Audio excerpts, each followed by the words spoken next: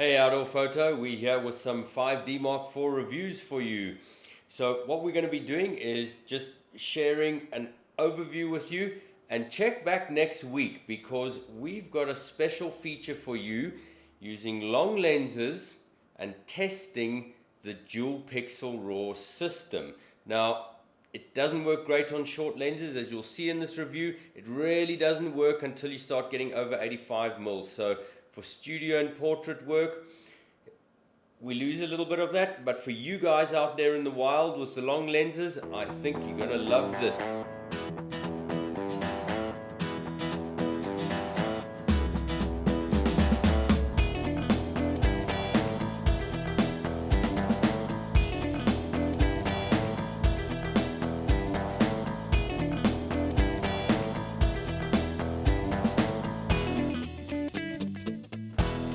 First real shoot impressions of 5D Mark IV. I threw everything that I could at it today. I challenged everything that they claim to have higher dynamic range. So you'll see my shots, extreme situations of highlight, shadow, and midtones in the background that I'm going to process and see what I get out of this sensor. I challenged its dual pixel RAW sharpening capabilities by shooting the ballet. Obviously a lot of movement in that. The fashion also had quite a bit of movement in it. The whole shoot wasn't designed to make me look good, it was designed to challenge the capabilities of this camera. We will have a follow-up interview once I have processed some images and see how far the capabilities of dual pixel RAW extends. I focused quite a bit of the shoot on dual pixel RAW because, let's face it, it's a Canon 5D Mark IV. It is going to be an excellent camera.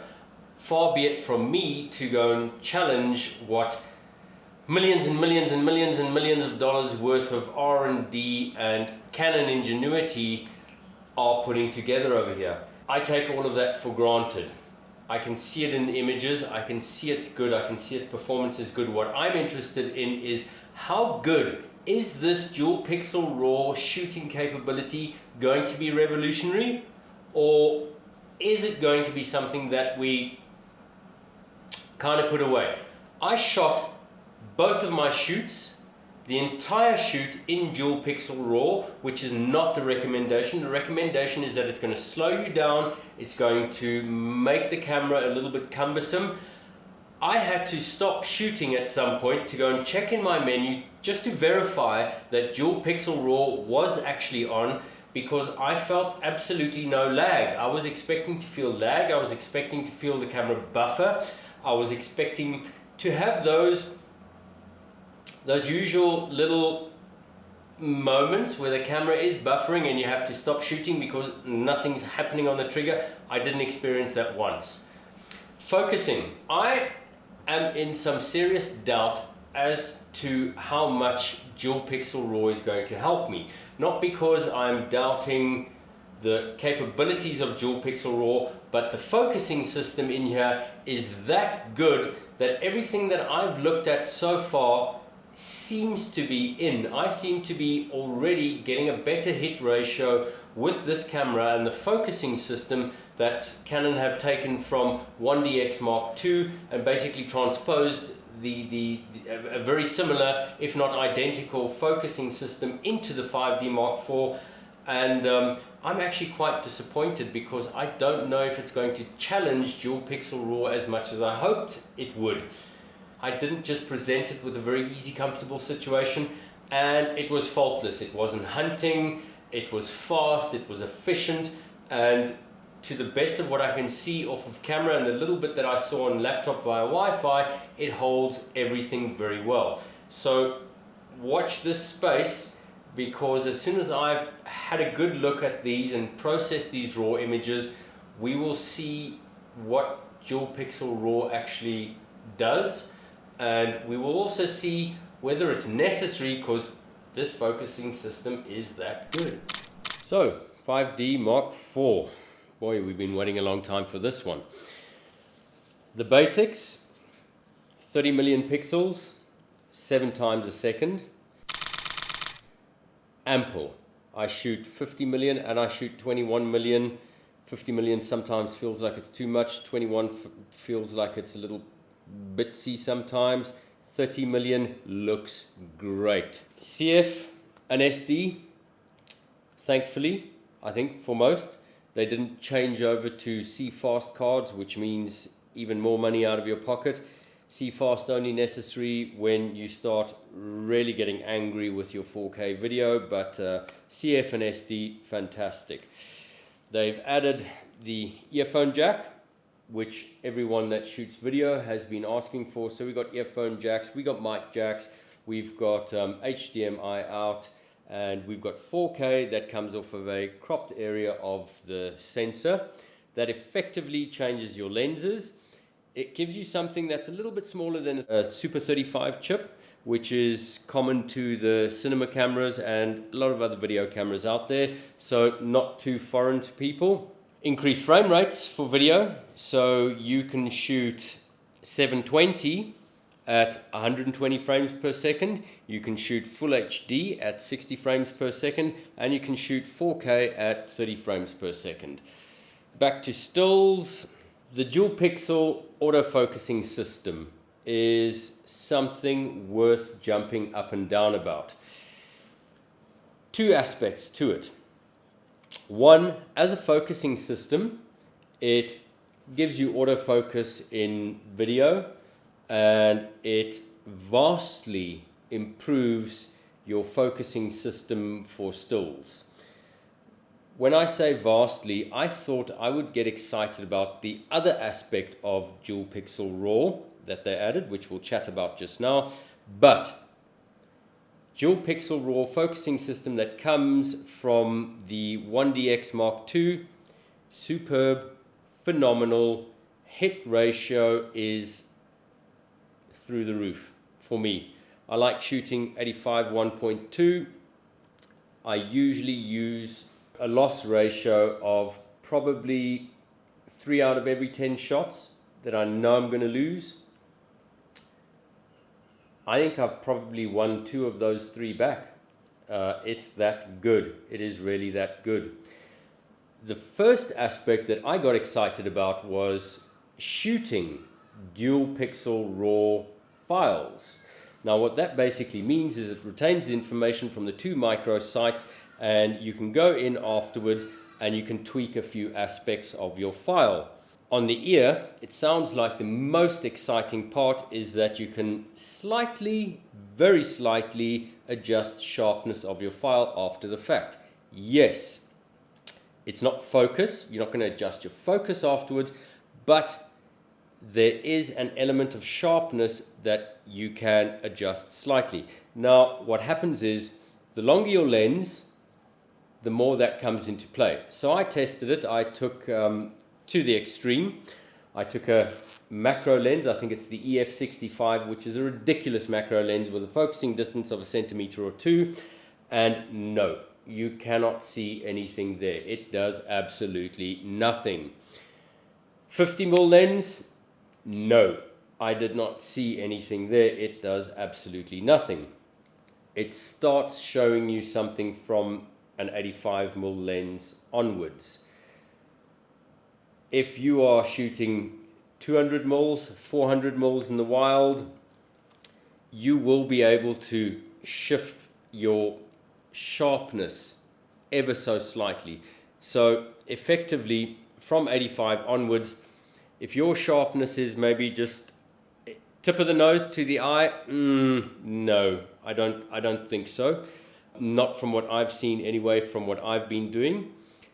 But from the cheek to the eye, you increase the sharpness. You get the eyelashes back. So great for that. I think where it's really going to be used and come in handy is probably wildlife photographers. Look, this is 30 million at 7 frames per second. Now, the Mark III was the Swiss Army knife.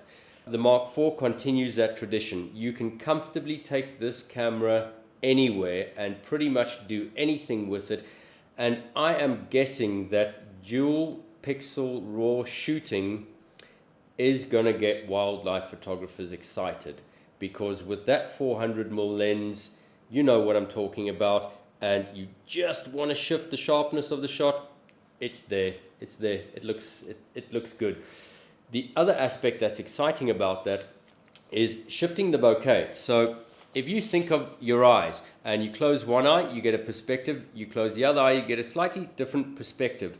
So in my mind, that's what the dual pixel system is doing after the fact. You can go in and shift your bokeh. So if you've got some grass that's just coming in over the leopard's face, or a leaf or something like that, and you want to try and shift it, you're not going to eliminate it completely, but you can just shift it off. And on all lenses, it seems to be doing that quite effectively. Even on that macro lens, it almost looks like it bends your picture ever so slightly, which is pretty cool for when you want to use it. So they claim that it slows the camera down ridiculously. Now, I wasn't shooting any ferocious sports and trying to shoot at 7 frames per second. I'm still just on one shot, and with my finger, boom, boom, boom, boom, boom, I might have a little burst. At some point of the shoot, I had to go back into the menu and just make certain that I had dual pixel RAW shooting on, because the camera didn't slow down, it didn't buffer, it wasn't doing anything. But bear in mind, I'm not shooting overexcitedly. Every now and again, I'll have a little burst of fury, and 1, 2, 3, 4, 1, 2, 3. So it's not constant, but not once during all of the work that I've done with the camera did it buffer, slow down, or not let me shoot. You will find it if you go out into the field and really try and push it and get more frames out of it. So next thing is dynamic range. They've brought in some of the very clever maths from 1DX Mark II, and they've dropped it into this little baby. Dynamic range now allows you to open up your shadows. Canon have always favored highlights, but now they've increased the range in the shadow areas. What that effectively means is I took the file into my software afterwards, and I tried to open up those shadows as far as I possibly could, where usually a file will break apart. It didn't. It's clean. Right, touchscreen control. So cool. Most people don't go into a shooting environment where you are tethered to a laptop or something like that client's looking at. You take a few shots and you want to show someone a shot quickly. Touchscreen, fantastic. Flick through your shots, enlarge them, make them smaller, get rid of them, do whatever you want. That's fantastic when you're talking to a client. Menu-wise, you press your Q button, you customize your menu, anything you want to adjust, ISO, drag it, file size, drag it, file quality, drag it, f-stop, drag it.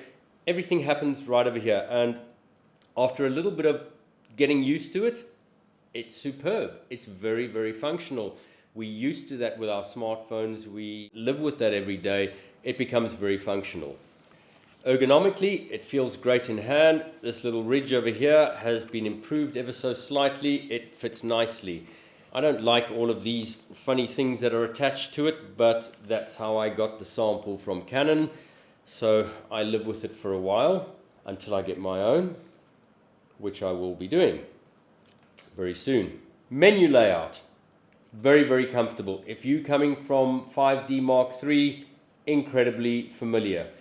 Everything's in the right place, everything's recognizable, very easy. The only thing that you'll see notice that's really different is dual pixel RAW. Shutter is slightly different. If you're coming from 5D Mark III, you're going to think there's a lag, or you're going to think there's something odd.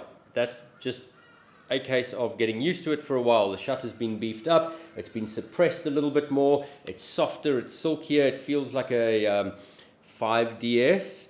It's wonderful. Wireless is great.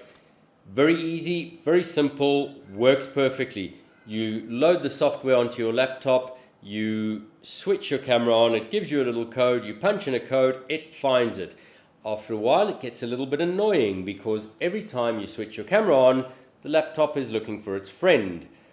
File transfer, a little bit slow. You don't want to be automatically transferring all of your raw files straight over. Takes 10-15 seconds to transfer a 30 million pixel raw file. So in a shoot environment, practically you're not going to be shooting, and the client's going to be, after a few minutes, waiting for another 2 cups of coffee before a file comes through. So not practical in that sense, but get your raw files onto the CF card over here and just get some JPEGs through to the laptop. Great reference points. The thumbnails come up pretty much immediately, work seamlessly. Okay, so my only beef was the software, DPP. Clunky. I felt a little bit like a caveman with a club trying to get something out of a file, which became a little bit frustrating. So from your camera, dual pixel camera raw file, you have to go through DPP and you have to create a file from that first. Then I found afterwards, to my pleasant surprise, that I exported just a 16-bit TIFF file, took it back into software that I was more comfortable with, that had much finer control, and everything was there. It was perfect. I could work on it quite happily. So in closing, 5D Mark IV, do I buy it? Hell yes, I do. Why do I buy it? 30 million is great. I find 50 million a little bit too much and 21 million is too little. 30 million is fantastic. File quality is fantastic. Dynamic range is fantastic. The focusing system is mind-blowing. You are going to love the focusing system. Other reasons to buy it? It's the Swiss Army knife. Everything is there that you want to be there. There is, for me, absolutely nothing lacking from this camera.